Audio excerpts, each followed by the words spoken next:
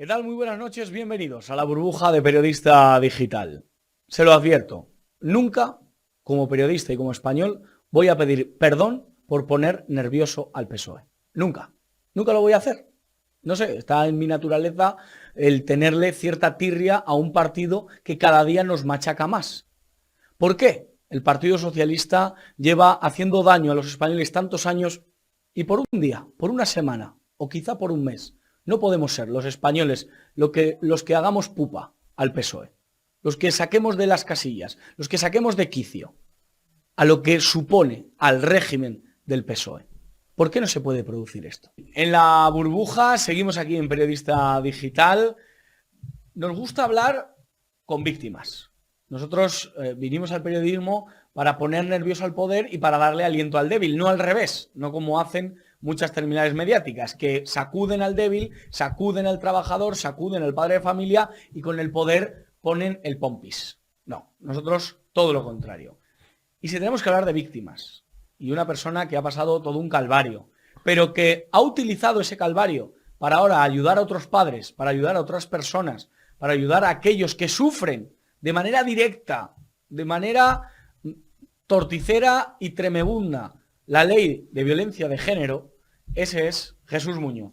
Jesús Muñoz, ¿qué tal? ¿Cómo estás? Muy buenas tardes y muchísimas gracias por tus palabras. No, hombre, es un auténtico honor tenerte aquí, eres un ejemplo y te tengo que dar las gracias. Ya han pasado varios padres víctimas de la ley de violencia de género por aquí, por el plató de la burbuja, y la verdad que siempre nos gusta daros voz. Es un placer y sobre todo, como digo siempre, poder hablar en libertad de un medio de comunicación donde se da voz a un problema muy oculto, una lacra mucho más grave, con todo mi respeto, que la ley integral de violencia de género, porque esta sacude más de 130.000 víctimas y es un problema muy ocultado porque genera mucho dinero.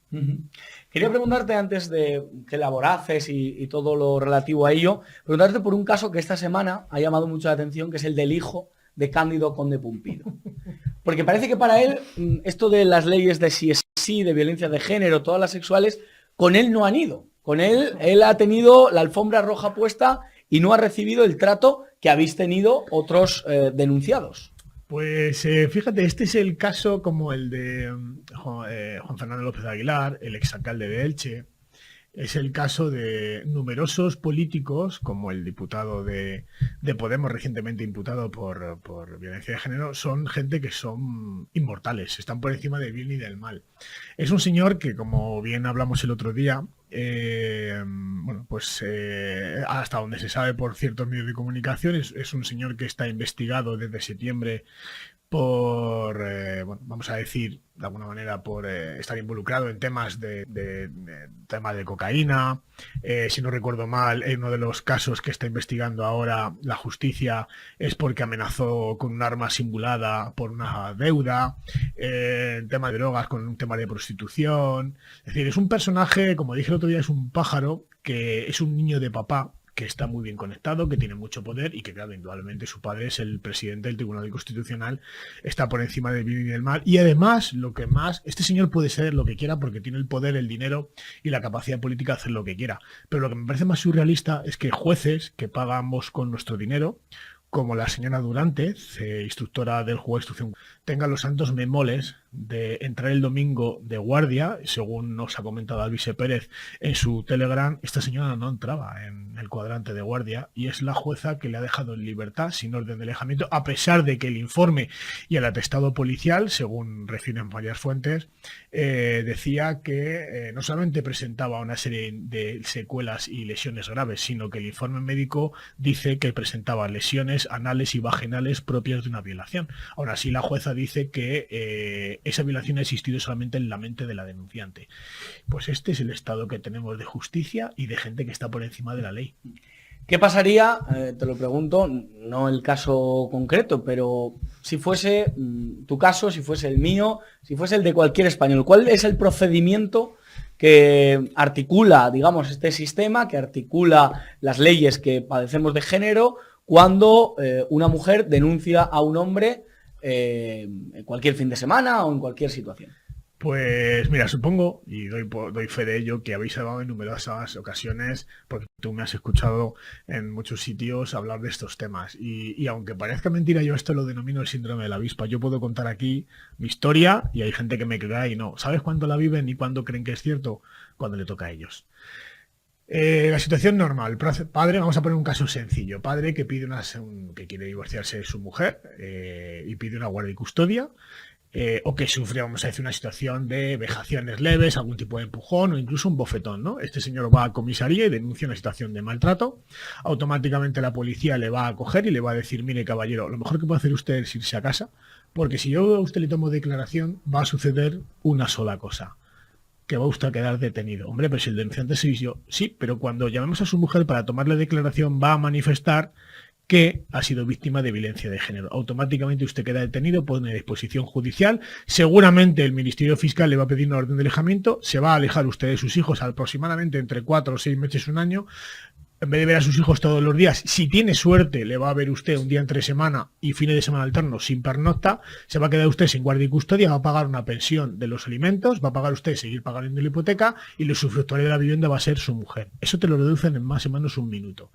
Entonces, lo que sucede habitualmente es pues algo, en mi caso es algo tremendo, no es lo habitual, gracias a Dios, pero este señor que les habla aquí hoy no es ningún terrorista de Al-Qaeda, pero se les ha asemejado. Yo me he enfrentado a más de 30 procesos judiciales, 7 denuncias consecutivas de violencia de género, 2 querellas criminales, una denuncia ante la Agencia de Protección de Datos, lo he ganado todo, mi expareja tiene 4 condenas, pero tuve una petición de prisión durante 6 años de 14 años y medio. Llevar esto no es fácil. Primero porque a nivel... ¿Cómo se duermen por las noches? Mal, muy mal. Muy mal hasta el punto de consumir prácticamente a la semana una caja de Nantium. Y no es propaganda en ningún laboratorio, es lo que tomas para poder soportar el dolor de cabeza porque no puedes dormir. Una caja de Almas porque la presión, la emoción y, vamos a decir emoción, la ansiedad que te crea todo esto te produce vómitos que no te permiten dormir. Imagínate lo que es. No sé si seguramente muchos de los que nos ven son papás. Imagínense ustedes que en vez de llegar a casa esta noche y ver a su hijo, darles un beso a sus hijos, hacerle la cena, recogerles, comentar con ellos cómo han ido el colegio y los deberes, sus hijos desaparecen. ¡Fum! Como una humareda, desaparecen y aproximadamente entre 4 o 6 meses, un año o 2, ustedes no vuelven a saber nada de sus hijos. A pesar de ello, de que solamente ser un padre abnegado, porque ese feminismo que nos cuentan, donde los padres prácticamente somos terroristas de Al-Qaeda, y donde esos padres que son preocupados por sus hijos y porque se preocupan por su mujer y planchan y vamos a la compra, vamos a cualquier centro comercial y compramos, vamos a los colegios, vamos a las extraescolares, esos padres en este país parece ser que no existen, pero casualmente yo donde vivo, al centro comercial que iba a hacer la compra, prácticamente la totalidad eran hombres y alguna mujer haciendo la compra.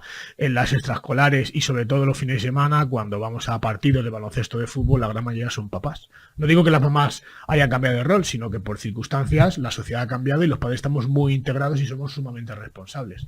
Entonces, ¿todo esto en qué conlleva? Pues se ha perdido la capacidad de reflexión, se ha perdido la defensa de la familia, se ha perdido la capacidad de enjuiciar a los hombres, a las personas por lo que hacen y no por su sexo. Hemos conllevado que durante 18 años que llevamos ya con esta ley se juzga a las personas con derecho penal de autor, y no porque lo diga este atrevido padre, sino porque la sentencia 59/2008 del Tribunal Constitucional, en el punto número 7, el voto particular de don Jorge Rodríguez Zapata, dice algo sumamente grave, y es que se atreve a decir que esta ley, la ley del sí es sí, ahora, o la ley de violencia de género, o la ley trans, aunque en aquel momento se refería a la violencia de género, hablaba de el sueño de Metzger. Metzger era el jurista alemán asesor de Hitler. Que un magistrado del Tribunal Constitucional en el siglo XXI hable en su sentencia como voto particular que ojalá estas leyes nunca hagan el sueño de Metzger, o la página 92 y 93 del anteproyecto de la ley del Consejo General del Poder Judicial hablan del derecho penal de autor, porque no cabe en nuestro ordenamiento jurídico la creación de juzgados especiales. Pues lo que quiero hacer ver a la gente es que automáticamente cuando un papá es denunciado, automáticamente se han creado en España con los impuestos de todos los españoles un juzgado especial solamente para juzgar a hombres. Y mi pregunta sería: ¿aceptaríamos que en un país se juzgara a hombres por la comisión de delitos en función de que fueran rubios, con barba, calvos, por su color de piel, porque sean católicos o protestantes o sean musulmanes, y que tengan esos hombres o esas personas más pena por esa condición? No, ¿verdad? Porque aceptamos en un país que todos los años 450 hombres son detenidos todos los días. Llevamos una media de 160 a 180 mil denuncias, de las que gastamos una ingente cantidad de dinero público, y lo más grave aún, el 80% de esos hombres que han sido procesados como terroristas terminan declarando su inocencia. Y la pregunta, Josué, con tu permiso, sería: si el 80%, el 75-80% de esos hombres procesados al año, estigmatizados, arrancados de la vida de sus hijos, de sus casas, de sus trabajos, señalados como terroristas, terminan siendo inocentes, y hay 180, 160 mil denuncias y 8 de cada 10 asesinadas jamás han puesto una denuncia, mi pregunta es: ¿quién denuncia? ¿Cuánto dinero nos cuesta esto? Voy a resumirlo de una manera muy sencilla. Junta Andalucía. Busquen el titular en Google. 3 de cada 4 euros de la Junta de Andalucía fueron destinados a igualdad y violencia de género. ¿Sabes la cifra? 66.500 millones de euros. En el año 2012, el estudio de Reino Unido, realizado por Reino Unido para ver el coste de violencia de género a nivel europeo, España dilapidó 24.400 millones de euros. Solamente Andalucía tiene 770 y tantos pueblos, tiene 2.400 asociaciones feministas recibiendo dinero público. Eso es el feminismo. Cada vez que una mujer como mi ex, como María Sevilla, como Juana Rivas interpone una denuncia falsa y alguien atrevido dice Juana está en mi casa, o María Sevilla está en mi casa, o yo te creo hermana, estás ayudando a que una mujer sea violada y asesinada, porque los recursos públicos destinados a personas como mi ex, que ha dilapidado más de 600.000 euros que nos ha costado todos los procesos judiciales que he enumerado anteriormente, no salvan vidas, asesinan mujeres, violan mujeres y resta derechos al resto de ciudadanos. Esa es la triste realidad. Jesús, y para ir acabando, que ya sabes que el tiempo corre aquí en la tele, hay un argumento que utiliza Irene Montero para estigmatizar, digamos, a aquellos que nos oponemos a la ley de violencia de género, que dice: no, es que las denuncias falsas son 0,00000, y yo no sé cuántos ceros utilizan, más ceros que el otro día el Rayo y el Real Madrid, 0,0. ¿Qué responder a quien estigmatiza, ridiculiza a los hombres por el hecho de que no existen las denuncias falsas? Pues te lo voy a resumir de manera muy sencilla, porque además es algo que habitualmente cuento en alguna charla de ponencia, y de hecho la última fue en el CEU, y es algo muy sencillo. Señor Irene Montero, usted miente, igual que le he demostrado que el señor Joaquín Bosch, magistrado que de la Sexta y de 4, pagado con dinero público, pero solamente es un letrado de los medios de comunicación de extrema izquierda, donde miente manifestando que las denuncias que terminan en archivo de subvencionamiento o que terminan declarando la inocencia, dice que son retiradas de denuncia. Ya se lo demostré el señor Joaquín Bosch que usted miente, porque las retiradas de denuncias solamente son el 10% del total. La señora Irene Montero, igual que las antecesoras, dicen que solamente hay un 0,01%. Les diré de dónde sale esa cifra, muy resumidamente, porque el tiempo vale oro. En el año 2012, si no recuerdo mal, la Memoria de Fiscalía del Estado y el Consejo de Poder Judicial hacen un informe en el que realizan un estudio con 500 sentencias, de las que 500 sentencias del total de las denuncias que les he comentado anteriormente, pero que se hace un estudio en base con 500 sentencias que sean una especie de modelo para hacer ver del total de denuncias, con una muestra que ellas consideran, esos magistrados que hicieron el estudio, que 500 sentencias serían el valor aproximado para exponenciar el resto de denuncias. Bueno, pues de esas 500 sentencias estudiadas, 300 eran apelaciones y 200 eran casos graves. En ese informe del Consejo de Poder Judicial ya se dijo que aproximadamente de las sentencias estudiadas el 60% reunían numerosos indicios de falsedad. ¿De dónde sale el 0,01%? Pues de las aproximadamente, calculen, no sé las cifras ahora mismo, pero 2012, 13 y 14 hay un total de, creo, 380.111 denuncias. De ahí se extraen 500 sentencias. Es decir, ¿de dónde se coge el 0,01%? De las 500 sentencias donde se dice 500 sentencias condenatorias. La realidad es que 296.000 fueron archivos, absoluciones o desistimientos, es decir, declararon la inocencia del denunciado, y aproximadamente unas 60.000 fueron sentencias de condena, de las que más del 60% son conformidades. ¿De dónde sale el 0,01%?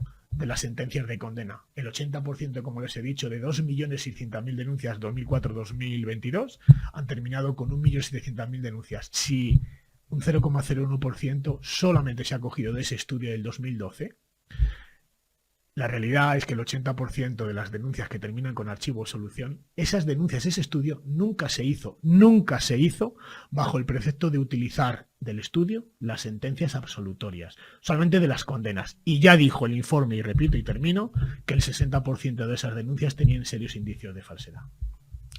Absolutamente tremendo. Y Jesús, ¿puede uno rehacer su vida? ¿Puede remontar a pesar de todo? De esto se sale, bueno, yo no soy ejemplo de nada, pero a pesar de lo que les he dicho, de tener protección de 14 años y medio y dejarme prácticamente en la ruina, he rehecho mi vida, tengo una mujer maravillosa, tuve 2 hijos, algo que es difícil, prácticamente entre el 8 y el 12% de los papás que pasamos por eso conseguimos rehacer nuestra vida, se sale.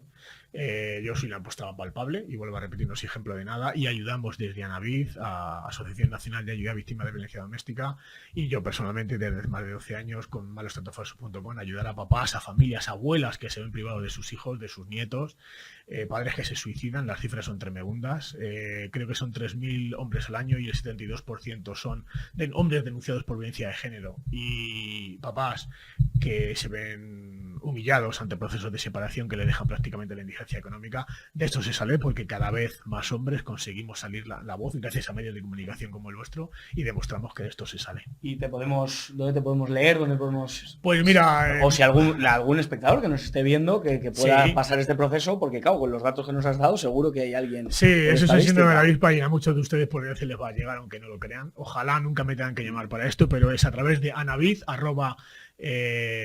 anavid.es, perdón, info@anavid.es, víctimas@anavid.es o malostratosfalsos@gmail.com. Ahí me pueden encontrar y no duden que si podemos echarles un cable lo haremos. Jesús Muñoz, muchísimas gracias por estar en la burbuja de Periodista Digital. Muchísimas gracias a vosotros. Gracias.